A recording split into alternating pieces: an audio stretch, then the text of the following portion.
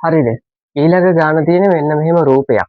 මෙන්න මේ රූපේ ABCD කියන සමාන්තර තියෙන්නේ. ඔයාලට පෙන්නුවොත් මම ඒක මෙන්න මේක. ABCD ABCD කියන සමාන්තර තියෙන. අන්නේ සමාන්තර මුළු වර්ගඵලයේ වර්ග සෙන්ටිමීටර 25යි. එතකොට ඔයාලට හොඳට පේනවා මේකේ ත්‍රිකෝණ කොටස් දෙකක් තියෙනව නේද? මෙන්න ත්‍රිකෝණ කොටස් දෙකක් තියෙනවා. එහෙනම් මේකේ සම්පූර්ණ වර්ගඵලය 25යි නම් එක ත්‍රිකෝණ කොටසක වර්ගඵලය කීයද? 12.5යි. එහෙනම් මේකෙත් කීයද? 12.5යි. හරිනේ. බලන්න මේ ත්‍රිකෝණ කොටස වගේ ත්‍රිකෝණ කොටසක් නේද මෙතන තියෙන්නේ. මෙන්න මේ ත්‍රිකෝණ කොටස.